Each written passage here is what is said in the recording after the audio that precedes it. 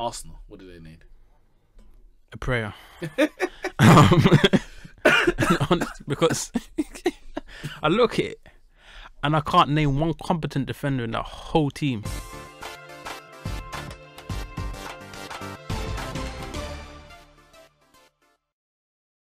We're in January transfer window. Let's look at the top 6. Is there anything, and we'll go through them one by one, starting from 6. What do they need if they are to, let's say, meet their expectations for the season? Now, I'm not saying the expectations from the start, because someone like Man United, the expectation would have been to challenge for the title. Yeah. And that's not going to happen now. So the new expectation will be to finish in top 4. And we'll go through the rest of them. Manchester United, what do they need in January if they are to challenge top 4? I think personally they need 2 signings. One won't help, and both of them are defensive. One is a centre back and one is a full back. Most preferably a right back. I think a right back and a centre back is what they need.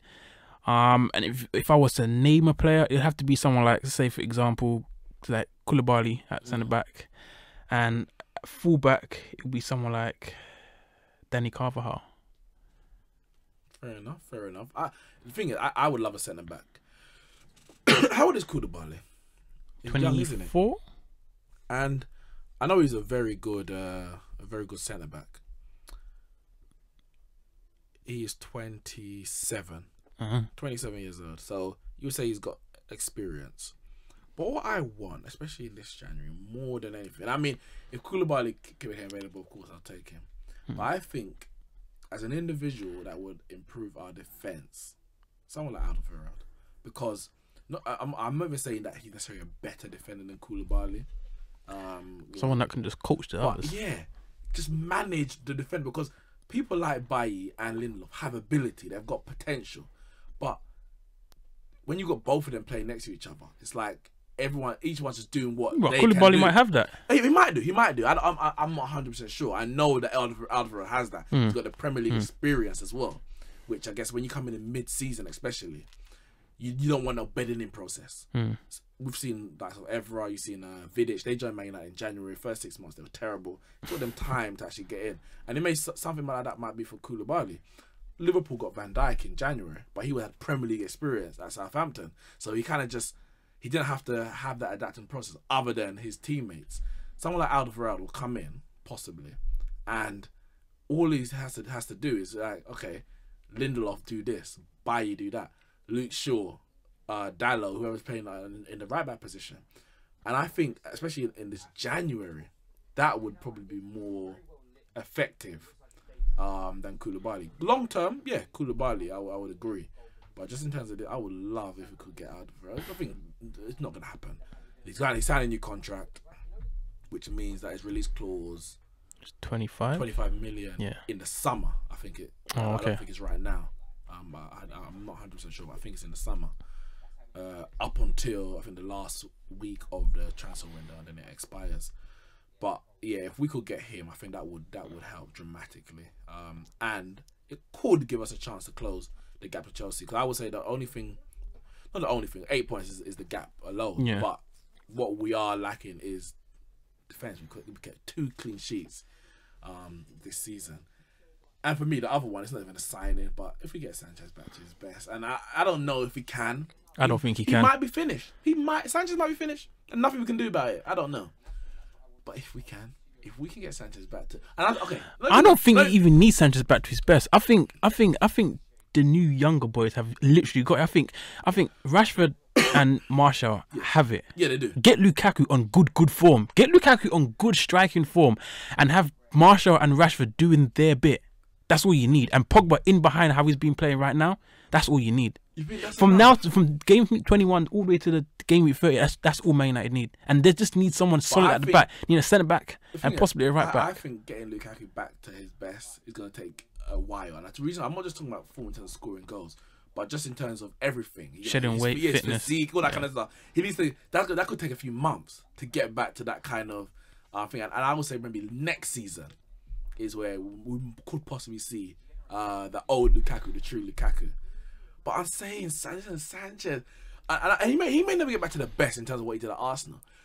What is he, 31 now? Yeah, or something around that time. But just get back to Something good. Because Sanchez is good. So where does that leave Martial and Rashford? No, well, it's Lingard more. Because the three is Rashford through the middle. Yeah, but Lukaku's going to take that spot back, surely. From who? From Rashford. Why? What do you mean, why? Why? Because he costs like 80 million. What so? He's your striker. Morata costs 60, 70 million and man can't even get But in the he's trash. squad. No, but the reality is, no matter how much you cost, if you're not good enough, you're not good. I don't want to say this, but if Rashford right now is the man in possession, and they say possession is 9/10 of the law. He is the man in possession until he fails to perform. Then why would you drop him? Drop him for what reason? What, just because you got someone who's cost 75 million? If it's working, he's better, isn't he? No, but if it's better working, striker, isn't he? But if it's working, then what more do you need? Like, why do you need to score 7 goals? Let's say Lukaku's that much better than Rashford. Someone would argue that he's not even better, but let's say he is. Why do you need to win 7-0? Why do you need to try and win 7-0 by putting in an apparent better striker when you're winning 5-1 anyway? But yeah, 5-1 because you put in against a 7. those teams, but what if he's not good enough to beat Spurs, but Lukaku's good enough to beat Spurs? Well, that's the question. We have to put them into situations and then say, well, maybe he is, maybe he's not. But right now, the man is performing from the Southampton game beginning of January right through to now. The man's got like, I don't know, 4 goals, 7 assists or something in that 7-game period. And he's playing well. He's leading the line. He's leading the line well. If it's working, I wouldn't change anything just for the sake of it. Look how it comes off the bench, get a goal. But then that's the same thing then. If it's working and it's working with Lingard, why drop him? Why bring back Sanchez? I'm not saying just bring Sanchez in straight away. But the reality is those players, including Rashford, Martial, Lingard, someone's going to dip in form. Have we got the backup? And I think Lukaku back to his best and Sanchez back to his best. And as you said, Sanchez may never get back there. But Lukaku back to his, Sanchez back to his. I'll take Sanchez back to his best all day. And I actually want to see Sanchez through the middle. I really want to see him. But you just told me why drop Rashford if it's working. No, but I'm saying the option. I need to. If Sanchez as an option going through the middle. But surely Lukaku's in the pecking order above him. See, I wouldn't. If Rashford dips out of form, surely. No, it has to be Sanchez. It has to be because Lukaku's had. Right now, Lukaku's had so many chances. Well, for me, right now, I'd put Martial there before I put Sanchez. I understand that, but who do you then put on the left? Because if you put Sanchez on the left, my issue is Sanchez on the left, and it may be to Mourinho, his tactics. Dabgard. And then who on the right? Rashford. Yeah, or Lukaku. He does it for Belgium. Yeah, he does. But I think my issue with Sanchez, the reason why I want to really see him through the middle is because, and I said, it may have a lot to do with Mourinho and his tactics, but when he's played on the left for us, or even on the right, he comes so deep. Now, Solskjaer might just say, no, just stay up there. Don't get in Pogba's way, that kind of stuff. He comes deep, and it's too much going on in that middle, where you want that middle to be Pogba, Herrera, Matic. If you have him through the middle, then his job is to kind of sit on the last defender, which I think is at his best. Now, again, he may do it from the left if Solskjaer tells him to, but so far, when he's been wide... I think he's been at his best when he's on his left. And I say that because when he plays for England there, he's immense. Sorry, I'm talking about Sanchez. Oh, I thought you were talking about Rashford. No, Sanchez. Oh, Sanchez. When Sanchez is through going on wide, playing wide for us, he comes too deep. Oh yeah, fair, yeah, he definitely does. Rashford, I'm comfortable. And ends up losing the ball too much. Yeah, exactly. He's not capable there. I doesn't say he's not capable, but he's definitely not at his best. Yeah, I'm comfortable with Rashford playing wide, and I agree. I think at their best, Martial as a going through the middle, his finishing, all that kind of stuff. Solskjaer said he's going to work on Rashford's finishing, his composure more than in front of goal. He said shooting practice is one thing. You know, Rashford can shoot. He's got technique, but it's the finishing practice where how do you, if a keeper's coming at you, where do you just pass it? Do you just blast it? The man doesn't have no composure. He gets in front of goal and he snatches it. He loses all senses. You know, he reminds me of Edison Cavani. Yeah, where if the chance is presented, like you have to just go for it in the moment, one time. It's different. More than likely to go in. But once you give him some time, to think about it, kind of loses all composure. But yeah, I would. For me, that would be the best. For me, the best January. You said January signings would be Sanchez back to his best, and Toby Alderweireld. Arsenal, what do they need? A prayer. Because I look at it. And I can't name one competent defender in that whole team. Like, literally the whole team. I don't even know if I can name a competent goalkeeper. Yeah, I agree. Both of them are terrible. So, I say, okay, it's terrible. Leno's poor. Yeah. I mean, what? I don't know, man. The team is crap. It's garbage. It's literally like 3 players playing well, and it's getting them goals, and it's covering not 1, not 2, but probably about 7 cracks in that team. Like it's so bad. Like Kolasinac not good enough. Defensively, attacking wise he is, but that's the saying. Alonso attacking wise he's good, but defensively he's not good enough. Like you're gonna concede because of him. Koscielny is completely finished. His time is done. Mustafi is trash. Agreed. Socrates was a dreadful signing. He's awful, Arsenal man. fans love him. Like Ramon loves. I don't know why. I do not know. He's so immobile. He's so immobile. Like I don't know if he's got rigor mortis in his joints or what. Like the guy is so rigid. He's oh my god. He's actually an android in human skin, literally. But I think, but okay, I'm not saying he's Vidic because of course he's not. But Vidic was that kind of player. Just like, but he was. But it's like Mertesacker. Mertesacker in his prime, he was rigid, but he was still a good defender. Yeah. But this guy is rigid and he's not a good defender. He's awful. He's awful. He's no Mertesacker. He's trash. Oh my goodness. And Bellerin, attacking wise, he's good and has potential to get better. I actually don't know anymore if he has the potential to get better defensively. Bellerin, yeah. I don't know. Well, Arsenal fans say he's been better this season. Yeah, they would say that, but they got 2 clean sheets all season. I mean, how much better has he really been? He's got 2 clean sheets if he was even involved in those games. 2 clean sheets to his name, and about two assists or something. No goals. I mean, how much better has he really been? I mean, for me, I look at him, and I think he would be better off if there was a coach capable of converting him to like a right midfielder. Really? Yeah. He's not a fullback. For me, he's not a fullback. A wingback? Yeah, a wingback if necessary. But he can't be relied on defensively. He needs to be given 4 assists this season. But like 21 games in, it's not good enough. If you're relying on him for his attacking intent and not his defensive abilities, like 4 assists isn't enough. Like you look at it and you think he needs to be pulling the figures like what Alonso or Robertson do, or Mendy when Mendy's fit. Like if you're gonna rely on him for his attacking intent, those are the kind of figures he needs to pull. And if not, then what is his role at the club? What is his job? I heard that. And for me, it's like I don't know. It's like I don't know if Arsenal can, because they said that they don't have much money to sign in January. So it might have to be loan deals, and if you're relying on loan deals, you're not gonna get nowhere with that at all. So for me, like I said, what they need is a prayer, and it's a prayer because I'll be honest. Now I don't see them winning Europa at all. I can't see them. Yeah, Chelsea. Napoli. Yeah. Who else dropped in there? There's decent teams in there. Yeah.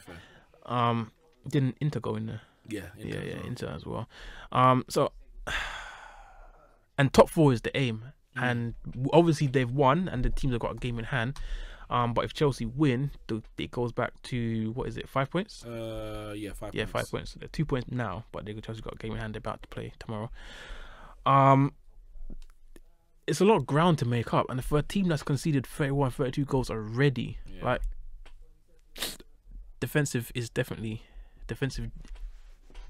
3 centre backs, maybe a whole new team. Cool. And we'll see. I wonder what happens with Ozil in January actually, because he signed a new contract last year. It's only last year, and he's on what, 350? 350 a week. Yeah, 350. It's on 350 a week. They can get decent money for him. I'm not talking about a whole load, but I'm talking at least 40, 45. Yeah, 40, 45. Yeah, 40, 45 for him. For a man that's 30 years old, that's, reasonable amount of money. They've got to invest in a whole new, because if they're capable of scoring this many goals and without Ozil, remember they're doing this without Ozil. It will be Mkhitaryan comes in and out, and Lacazette, Aubameyang. They need to buy maybe one more player because obviously Ramsey's leaving as well. We can only assume that he's leaving. I think Juventus are probably top of the pecking order. Yeah. So if Ramsey leaves and Ozil leaves, they're gonna have to replace with someone. Maybe not to push the first team. Probably to push the first team because for me, Iwobi's not good enough. So you wanna get rid of Ramsey, get rid of Ramsey, get rid of Ozil. They're gonna want to replace that, and then everyone else just has to be defensive. Has to be fair enough. Defenders. Chelsea, for me, they need a striker. Yeah, 100%. No one else can disagree with that. No one can disagree with that because desperately they got Giroud. They've got Giroud scored in the Premier League this season. Maybe one. I think maybe one possibly. Morata. I mean, the less said about him, the better. And they're having to play Hazard through the middle. Now I know when Sarri was at Napoli, he was playing Dries Mertens through the middle, which is fine. And this I don't say they're similar players, but they've got some similarities. And it was kind of a false nine, more than like a traditional number 9 was playing.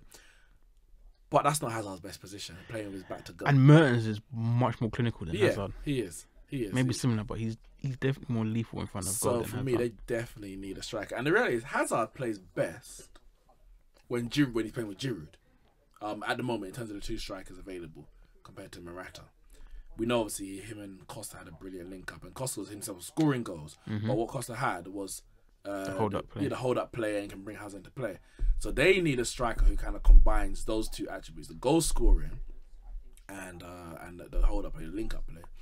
Someone like Dzeko, I think. I thought he was going to say Benzema. No, he might have the hold up play, the link up play, but he ain't got the finishing. But someone like Dzeko, I don't even know what Dzeko's doing these days. Like I know he's at Roma, but was he 33? It might be. He's 32. He's 33 in March actually. Yeah, but you could easily get another 2 years out of him. I think you can. He's never been blessed with like this scintillating pace or anything like that. I say he's got 2 goals all season in the league, 5 in the Champions League to be fair. So I'm not sure what his role is in Roma at the moment. I don't know if he's starting or not, but he can finish, and he's got the hold up play that Giroud brings. He's got I think both feet is very good with them. Obviously got the aerial threat as well. I mean, if they could get someone like him, I mean, Roma stood in the Champions League.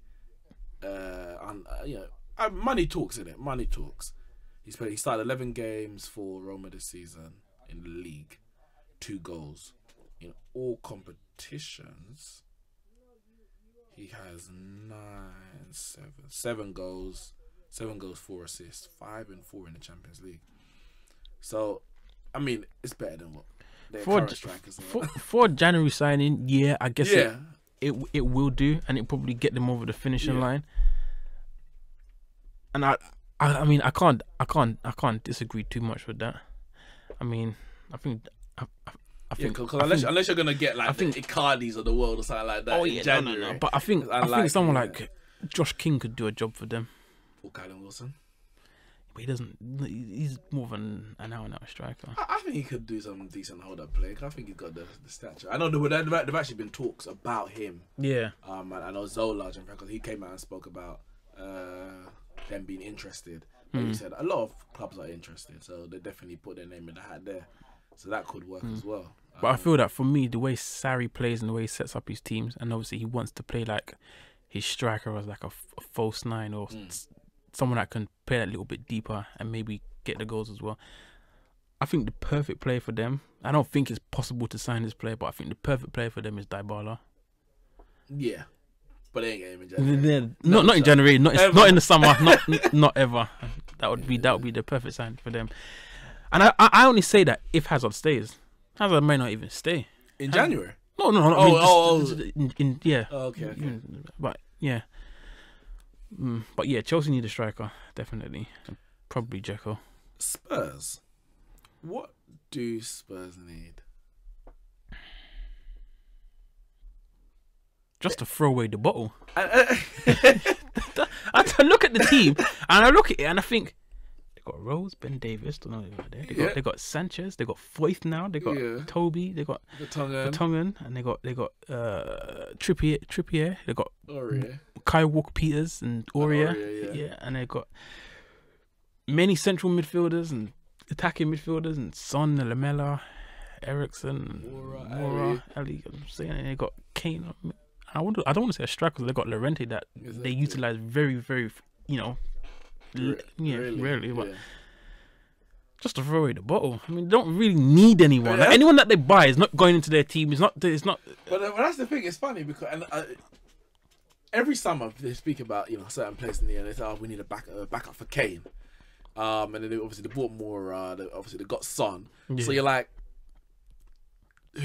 which backup are they gonna buy? Just happy to sit on the bench all season unless Kane's injured. Kane literally played every game, all game. The odd game in the Champions League and they rest here and there.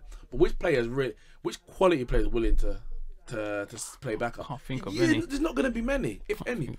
So unless you're paying them like a load, and we know Spurs don't do that. So you really struggle, and it's like if you say, "Oh, they don't need anyone," why aren't they winning things? And as you said, maybe they just need to throw in that bottle because the team they have is quality. It is good. It is. It's quality, and of course, you could say, okay, let's say for example, if Dybala became available, I'll take him over Lamella, I'll take him over this person, that person. Or if that's literally it. It has to be a world class player that's gonna come in and replace another player and say, listen. You're on the bench. Literally. That's all it is, and I don't think Spurs got that in them. They don't have that pulling power. They don't spend the kind of money or the wages to get that kind of player. You would say pretty much all the players they've got they've improved them to that level. They've got them from not nowhere, but just a mid-range kind of level, and they've got them to Ericsson. We know how much quality he had or ability, but now he's like a world-class central midfielder. If they could bring through another Bale, that would help them much. It would. Sissoko's the only one you would say that spent a lot of money, 30 million. But then it's Sissoko, like he was never it wasn't like it was a tug of war between and then they won it. It was a player that Newcastle were kind of happy to kind of get the money for in the first place. I would say, for me, position they could strengthen, and then I don't know, you have to wait and see, but I don't know how much it would improve them is the central midfield. Because they got Wanyama, they got Dembele, Dyer, and Sissoko. Wanyama is pretty much nowhere to be seen these days. Don't forget, what's his name? Skip. Skip or something like that. But Wanyama, is he even on the bench? Where is this guy? I don't know. I actually does he even exist anymore? I don't know what's happened to Wanyama. So we've got to rule him out. He's just not in Poch's plans for whatever reason. I don't know if it's injuries or else, but he's not in Poch's plans. So they've got Dembele, Sissoko, Dyer, and Skip. You forgot Winks. Oh yeah. I'm not convinced on that guy at all, to be honest. But yeah, they've got them. Dembele is getting older. He's got his injury issues. So I think another player in that central midfield. I don't know. They could have done signing Vidal over Barcelona. Just about to say they could have done with signing Vidal type player, someone like that, Nangolan from Roma. Yeah, that kind of player. I think that would probably improve them. Whether it would take them to that level to win the title, I don't know. But I think that's probably the only area. But they like it, especially with their stadium issue. Maybe they can get William Carvalho. Is he still the guy he used to be? I say that because obviously there was a lot of talk about him at one point, but he's kind of just gone and disappeared. No one's ain't really heard nothing about him. I don't know. But yeah, I think it's more the nerve when it comes to it that they need to get over the line more than a player that they're missing. Because you look at the team and you're like, these players are quality. These players are, and because generally it's not like they really could have done with X player in that game. It's more you're 1-0 up and you threw it away. You can't say we need an experienced defender. You got Vertonghen and Alderweireld, and you got Lloris and go. We should have got. We needed another striker. I mean, you got Harry Kane who's banked 30 in the league. So Son as well. So yeah, in any specific area, you can't say they're lacking. But as you said, it's just maybe they need a psychologist just to work on the mental side again. That's what Spurs need to sign in January. Sign a psychologist. The Manchester City, second in the league. I think they need defensive midfielder and a replacement for Fernandinho. because we've seen that when he's gone out, they've struggled to deal with the opposition, whether it's breaking up play. I was looking at some stats recently, and the amount of yellow cards or fouls he's given away and that kind of recoveries, they're up there with the best in the world. We know that they wanted to get Jorginho in the summer. He went to Chelsea instead, and then they didn't really pursue anyone else. I bet he's ruined that. Huh? But he's kicking himself. I know he probably is. I know they paid him pretty handsomely for it, and obviously I think he what did he say? Because he wanted to move to London. Yeah, because they were paying him a lot for it. But I would say a defensive midfielder, if they can get one, to replace Fernandinho, because if he gets injured at another point this season, then what? What, it falls apart again? They can't afford this. The way Liverpool's playing, they can't afford to have another blip like this. Realistically, they can only really afford to lose one more game this season, and that's only if they beat Liverpool. If they beat Liverpool, they can only afford to maximum. I don't even think they can. And then be the same, because that's 4 points. Yeah, and then Lost Me takes it to 7. Well, exactly. And then so you bank on Liverpool to lose 3 games after the 4 games. We'll see. I mean, they can't lose any more games. They can't. Man City has to go unbeaten between now and the end of the season. They can do it. They can. They can definitely do they it. Can. But I think a defensive midfielder. Liverpool, what they need, if anything.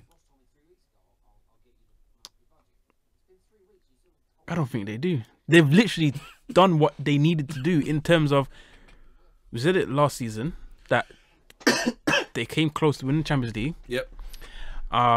And what we saw was when Salah came off injured, when he got that tussle with Ramos, they weren't the same team.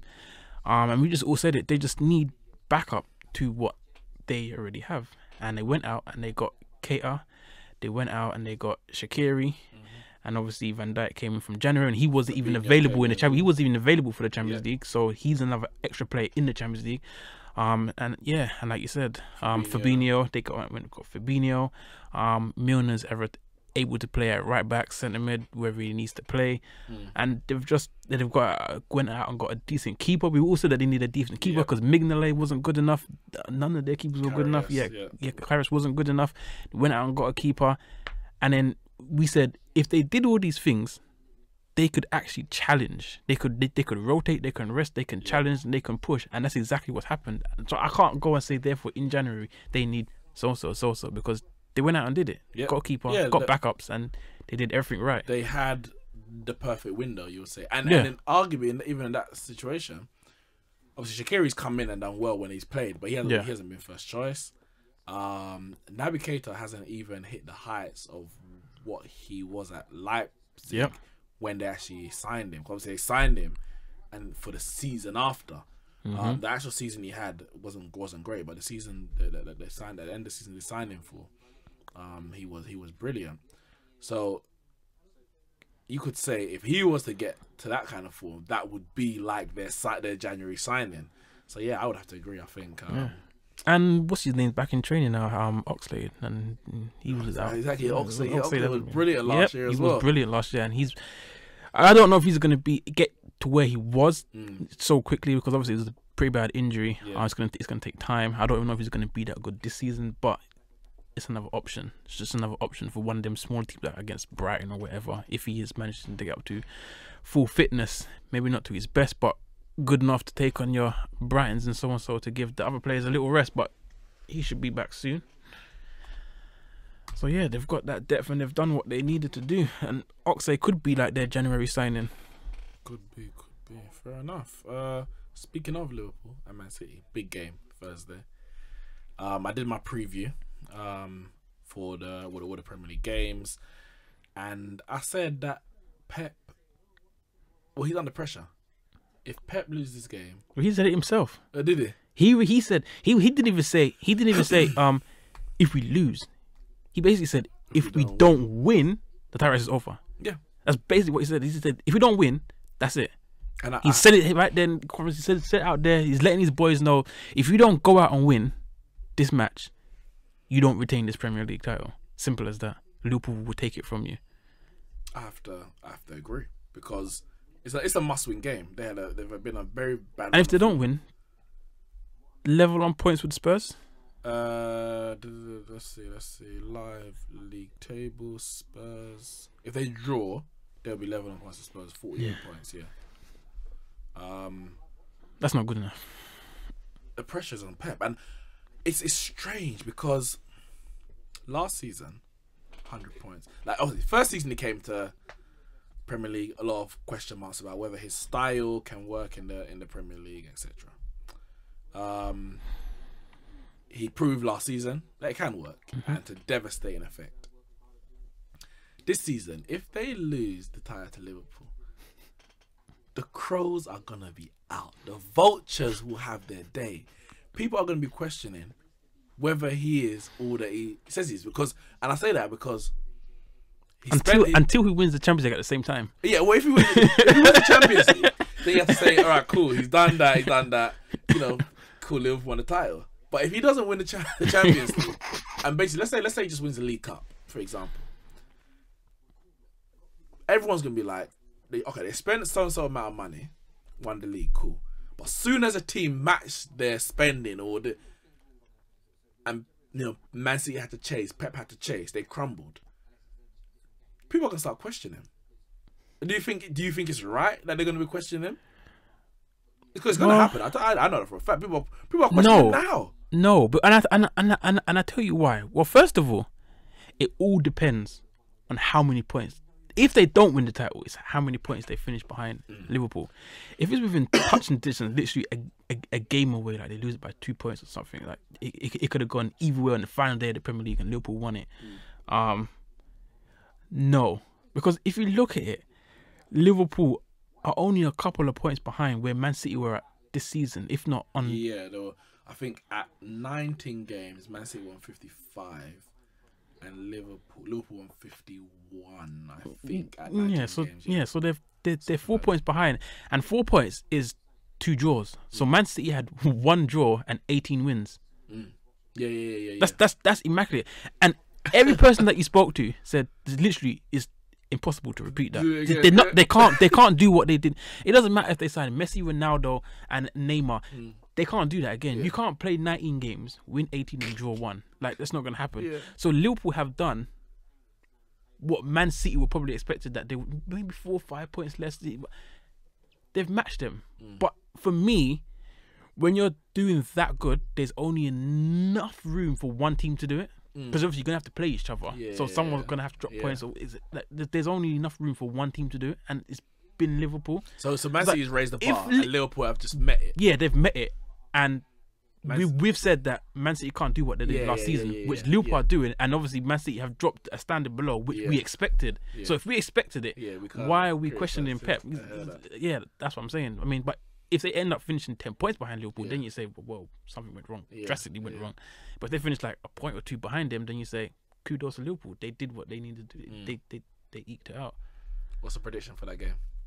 I'm gonna say Man City win because I can't have this unbeaten run going any longer. Because D is strutting his stuff around that house every day, every week, like a peacock. And the loss won't even do much because he will still rant about 4 points clear at the top of the table. Like, but as long as they're not unbeaten, it's all good. The unbeaten talk can stop. The unbeaten run can stop. Because if Man City don't beat them, which is the hardest game for any team throughout the season, so Liverpool away at the Etihad, if they don't lose that game, then you have to question in which game do they lose?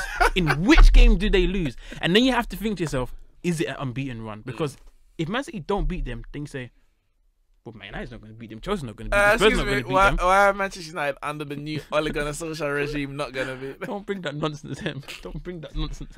These teams are not going to beat them. So then you have to start thinking about. So I'm going to give it to Manchester City. They're going to end all of that talk because, you know, unbeaten runs is not something that we just see twice in a lifetime. I know that would be crazy. That would be crazy. It's not something we see twice in a lifetime. So I just say if Man City don't win, then you have to start saying, Liverpool could actually go and beat. I still don't think they would do it. It just takes a one game, Crystal Palace, Wolves. You know, it's so hard to do it. But you definitely have to start talking about it. Right now, I'm not even talking about it. But I predicted 3-2. I think to Man City, that is. They're at home. They have to win. Like, literally, they have to win. Aguero, Sterling, I don't know if De Bruyne's even fit, but David Silva, Fernandinho, they have to turn up. They do. And for me, personally, if they want to retain this title, it's not just winning, but and I know it's not possible because Liverpool have been outstanding all season, even defensively, but they have to go out and 3-0 this game. And the reason why I say that is because they have to rattle Liverpool's cage. They have to beat them 3-0 and say, to make them question themselves. Man City are here and they're not messing about. They come if they come and go, like say that it was like the at the Anfield and it was last minute penalty Morris missed and they scored that. So this is the same thing in this game. 89th minute penalty, they score it 1-0. Liverpool like, okay, it's not too bad. We just get on business. It was they need to go there and get 3-0 trounce. Go back home crying in their beds and like, man, I don't know what's just happened here, boy. And then they're going to come out the next game and lose again. It can't be no little 1-0, 2-1 victory. They have to go out here and 3-0 this game if they want to win this title. They have to lay down the gauntlet. They have and to. Let them know because they are trailing by some distance. They actually do. They need to lay their title marker down. So with that said, my prediction is going to be 3-0 Manchester City. Nice. I hope so.